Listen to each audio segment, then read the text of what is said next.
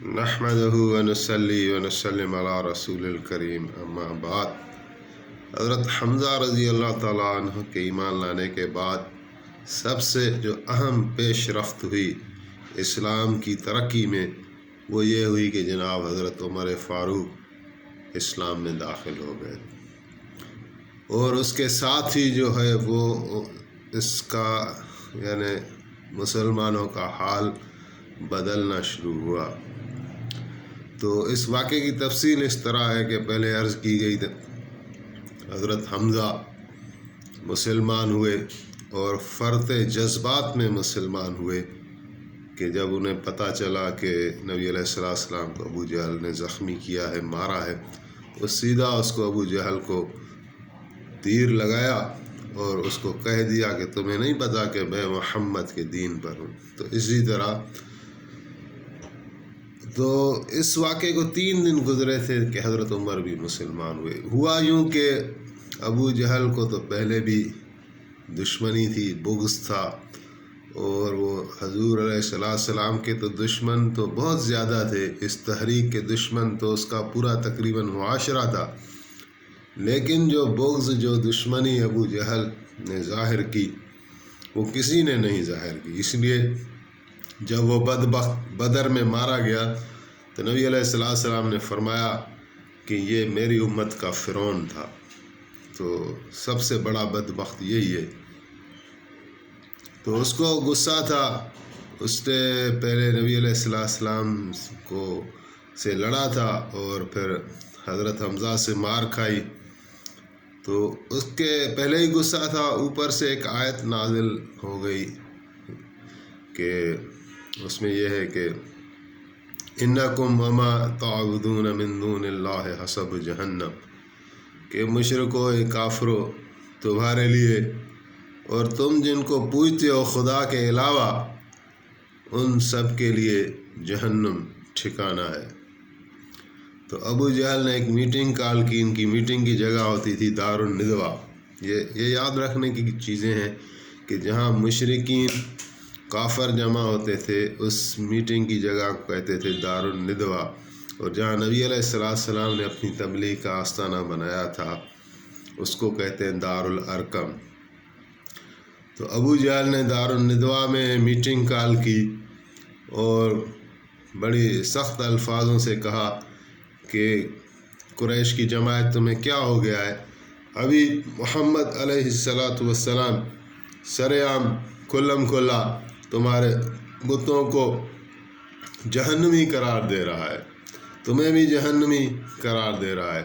تمہارے لیے اور تمہارے بتوں کے لیے جہنم کی آگ کو مقرر کیا ہے، اور تمہیں ابھی بھی غیرت نہیں آ رہی۔ تو لوگوں نے کہا کہ تم ہی بتاؤ کہ کیا کریں۔ اس نے کہا کہ جو بھی محمد علیہ السلام کو شہید کرے گا میں اس کو 100 اونٹ دوں گا اور 40,000 درہم دوں گا۔ حضرت عمر ابن خطاب ابھی تک مسلمان نہیں ہوئے تھے، یہ نبوت کا 6واں سال جاری تھا، اسلام تو حضرت عمر نہیں لائے تھے بلکہ اسلام کے پکے سچے مخالف تھے، اور آپ فرماتے تھے کہ میرے گھر میں جو کنیزیں تھیں اور جو اسلام لائی تھیں تو ان کو بھی میں اتنا مارتا تھا، تشدد کرتا تھا کہ بالآخر میں تھک جاتا تھا، اور ان کو کہتا تھا کہ میں تمہیں کسی مروت کی وجہ سے نہیں چھوڑ رہا بلکہ اس لیے چھوڑ رہا ہوں کہ میں تھوڑا دم لے لوں، میں تھک گیا ہوں۔ تو اپنے آباء و اجداد کی جو دین تھا، جو رسمیں تھیں، ان کو وہ اہمیت دیتے تھے۔ تو حضرت عمر نے حامی بھر لی، فرمایا کہ واقعی تم 100 اونٹ بھی دو گے اور 40,000 درہم بھی دو گے تو میرے ساتھ وعدہ کرو ان بتوں کا خانہ کعبہ میں چل کر۔ تو اس طرح انہوں نے وعدہ کیا اور اس طرح ان کا معاہدہ بھی طے ہوا، اور حضرت عمر جو ہے وہ تلوار لے کر چل دیے۔ راستے میں جا رہے تھے تو ایک نیک بخت ملا، نعیم بن عدی۔ نعیم نے کہا حضرت عمر کو دیکھ کر کہ کہاں آپ جا رہے ہیں؟ تو حضرت عمر نے کہا کہ میں محمد کو قتل کرنے جا رہا ہوں، نعوذ باللہ۔ تو نعیم بن عدی کہنے لگا کہ کیا تم بنی ہاشم والوں سے نہیں ڈرتے؟ بتانے کا ان کا مقصد یہ تھا کہ اگر محمد علیہ السلام کو کسی نے بھی کچھ بھی کیا تو پیچھے جو ان کا قبیلہ ہے اور حضرت ابو طالب ہیں پیچھے، یا ان کا پورا قبیلہ ہے جو محمد علیہ السلام پر جان چھڑکتے ہیں، وہ تو پھر تمہیں نہیں چھوڑیں گے۔ تو بہرحال حضرت عمر کو اس بات پر غصہ آیا اور اس کو کہا کیوں تم بھی کیا بے دین ہو گئے ہو؟ تو نعیم نے کہا کہ مجھے چھوڑو، آپ اپنے گھر کی خبر لو۔ تو یہ بات اور چبھن والی تھی، گھر کی خبر لو، کیا ہوا ہے؟ کہا کہ تمہاری بہن فاطمہ، تمہارے بہنوئی سعید بن زید یہ اسلام میں داخل ہو گئے، پہلے ان کی خبر لو اور پھر محمد علیہ السلام کے پاس جانا۔ تو حضرت عمر بڑے متحیر ہوئے، متعجب ہوئے اور وہاں سے رخ موڑا اور پھر اپنی بہن کے گھر چلے آئے۔ وہاں آیتیں نازل ہوئی تھی سورۃ طٰہٰ کی، تو نبی علیہ السلام نے جو نو مسلم ہوتے تھے ان کو آیتیں پہنچانے کے لیے، سکھلانے کے لیے، پھر جو پرانے ساتھی ہوتے تھے صحابہ ان کو تعلیم فرماتے تھے۔ تو یہ میاں بیوی بھی نئے مسلمان ہوئے تھے، تو حضرت خباب ابن ارت رضی اللہ تعالی عنہ ان کو یہ قرآن کی آیتیں سکھلانے کے لیے آئے تھے۔ تو یہ سارے جو ہے وہ قرآن پاک کی تلاوت میں مشغول تھے کہ حضرت عمر آ گئے اور آواز دی یا دستخط دی، تو یہ ایک بے چینی سی پھیل گئی اور حضرت عمر کی تو خاص ہیبت بھی تھی، تو حضرت خباب کو ان نے کہیں چھپا دیا گھر میں ہی اور حضرت عمر کو آنے دیا۔ حضرت عمر جیسے آئے تو پوچھا بہن سے کہ ابھی تم لوگ کیا پڑھ رہے تھے؟ تو بہن نے کہا کہ ہم جو ہے وہ ایسے کچھ بھی نہیں، ایسے شعر و شاعری۔ لیکن حضرت عمر جو ہے وہ مطمئن نہیں ہوا۔ اچھا، ایسے نعیم بن عدی سے پوچھا تھا کہ اگر وہ میری بہن مسلمان ہو گئی ہے، اگر میرا بہن بھی مسلمان ہو گیا ہے تو ان کی کوئی علامت ہے، کوئی نشانی ہے؟ تو نعیم نے کہا کہ ہاں، اب وہ تمہارا ذبح کیا ہوا کبھی نہیں کھائیں گے۔ تو حضرت عمر اس سے شک کی نگاہ سے ان کے گھر میں داخل ہوئے، قرآن پاک کی تلاوت سنی لیکن صحیح سمجھ نہیں پائے اور پھر اس بندے کو انہوں نے چھپا دیا۔ تو اس ماحول سے وہ سمجھ سکتے تھے کہ یہ کچھ نہ کچھ ہے، لیکن پھر اس نے دیکھا کہ ایک بکری کا بچہ ہے، اس کو ذبح کر ڈالا اور اس کے خود ہی یعنی سیخ کباب وغیرہ کچھ بنائے، گوشت کو پکایا اور بہن اور بہنوئی کو کہا کہ کھاؤ۔ تو وہ کہنے لگے کہ ہم نہیں کھائیں گے، کیونکہ ہم نے کوئی منت مانی ہے، کوئی نظر کی ہے کہ ہم اتنے دن گوشت نہیں کھائیں گے۔ تو پھر حضرت عمر کو یقین ہو گیا کہ یہ ابھی اسلام میں داخل ہو گئے۔ پھر ان کو مارنا شروع کیا اور پوچھنا شروع کیا کہ کیا تم لوگ اسلام میں داخل ہو گئے ہو؟ تو بہن کو مارتا تو بہنوئی آ کے بہن کو چھڑاتا، تو پھر اپنی بہن کو چھوڑ کر پھر بہنوئی کو مارتا تو بہن بیچ میں آ جاتی، تو لیکن یہ ان دونوں کو مارتا رہا، پوچھتا رہا، حتیٰ کہ بہن نے جو ہے بڑے دلیری کے ساتھ اور بڑی استقامت کے ساتھ کہہ دیا کہ عمر آپ بھلے ہمیں جان سے ہی مار دو لیکن ہم اسلام نہیں چھوڑ سکتے، ہم نبی کریم صلی اللہ علیہ وآلہ وسلم کا دامن نہیں چھوڑ سکتے۔ ایمان کی چاشت، ایمان کی لذت ایک مرتبہ دل میں اتر جائے تو وہ اس سے ایسی کیفیت پیدا ہو جاتی ہے کہ کچھ بھی ہو جائے لیکن وہ ایمان والا کبھی بھی اپنے ایمان سے نہیں جاتا۔ تو حضرت عمر نے جب ایسا جواب سنا، اتنا کچھ کرنے کے باوجود، تو ایک شرمندگی سی محسوس ہوئی۔ انہوں نے صاف کہہ دیا کہ اگر تم ہمیں مار بھی ڈالو تو ہم نہیں چھوڑنے والے نبی علیہ السلام کا دامن، ابھی ہم کبھی نہیں چھوڑیں گے۔ اور پھر بہن کو مار رہے تھے، بہنوئی کو مار رہے تھے، گھر بھی ان کا تھا، تو یہ ساری چیزیں پھر قرآن پاک کی تھوڑی تلاوت پہلے سنی تھی تو یہ یکسر ابھی حضرت عمر کے تیور بدلنے لگے اور سوچ اور فکر میں پڑ گئے، اور پھر فرمایا کہ بھلا کیا تھا میری بہن، کیا تھا، آپ کیا پڑھ رہے ہو، مجھے دکھاؤ کون سے اوراق ہیں، اس میں کیا لکھا ہوا ہے؟ تو بہن نے کہا کہ نہیں، لا یمسہ الا المطہرون، ایسا پاک کلام ہے جس کو ہر ایک نہیں پڑھ سکتا، ہر ایک نہیں پہنچ سکتا، اگر تمہیں دیکھنا ہے تو تمہیں وضو کرنا پڑے گا اور تمہیں وعدہ کرنا پڑے گا کہ تم ان کی کوئی بے ادبی نہیں کرو گے۔ حضرت عمر نے کہا کہ وعدہ ہے، وضو بھی کر لیا۔ وضو کے لیے فرمایا حدیث شریف میں ہے کہ جب کسی کو غصہ آئے تو وضو کر لے، کہ شیطان آگ سے بنا ہوا ہے اور آگ کا علاج پانی سے بھی ہوتا ہے، تو اس سے شیطان بھاگ جاتا ہے۔ تو وضو کے اور فضائل ہیں،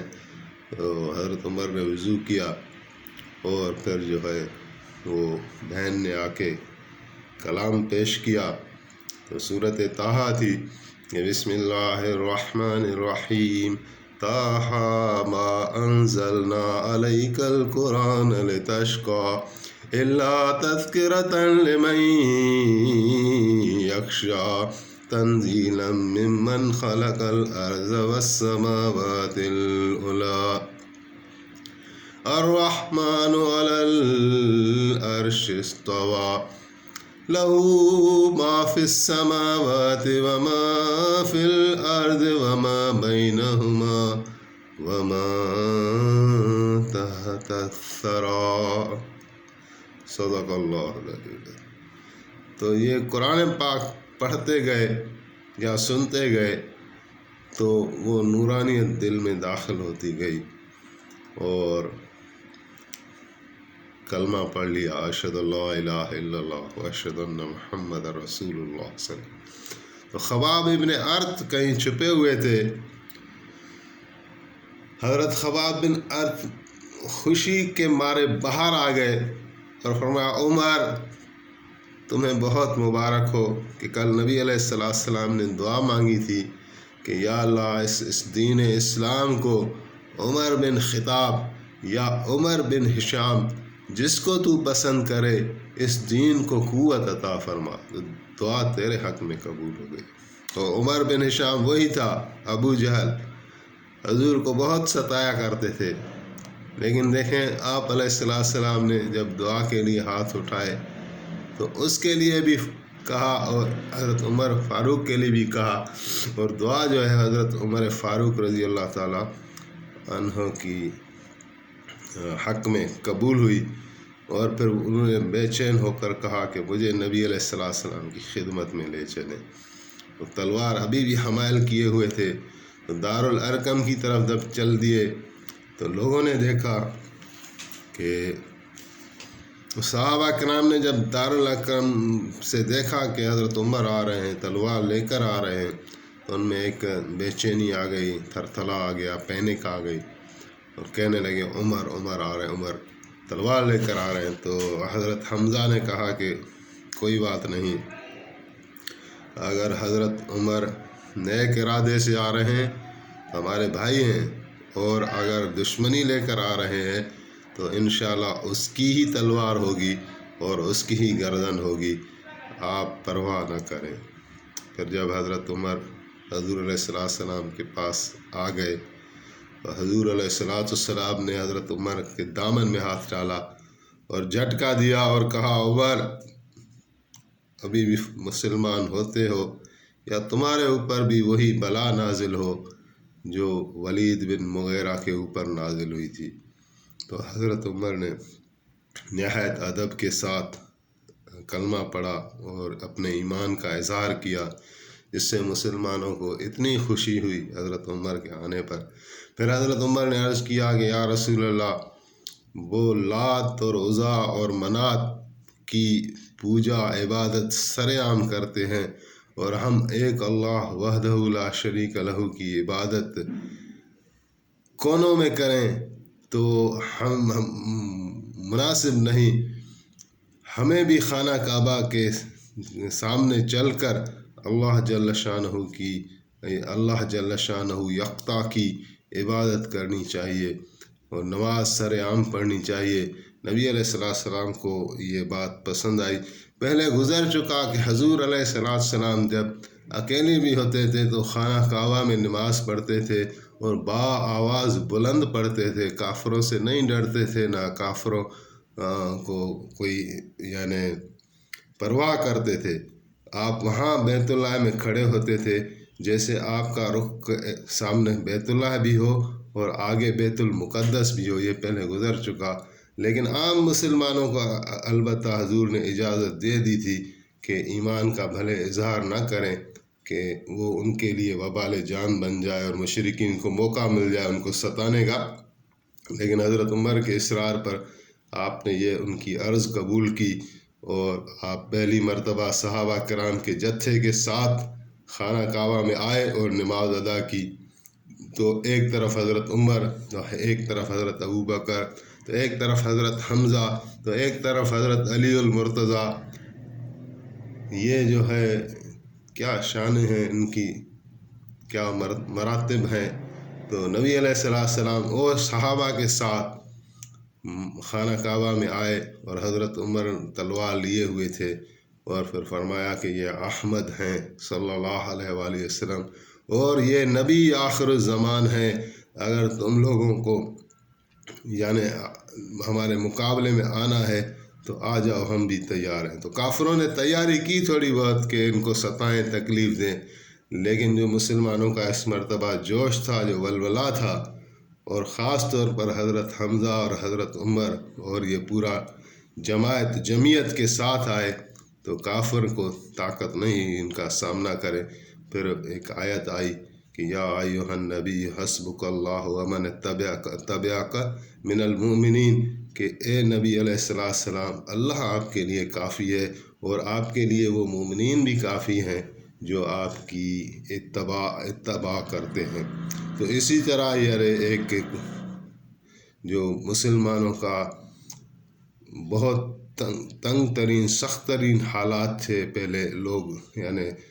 صحابہ کو ستاتے تھے، اس میں پھر کمی آ گئی، ایک پھر نیا دور شروع ہو گیا جس کے لیے کافروں نے پھر الگ سازش کی۔ اس کو انشاءاللہ پھر بیان جاری ہے، آئندہ میں بیان کیا جائے گا۔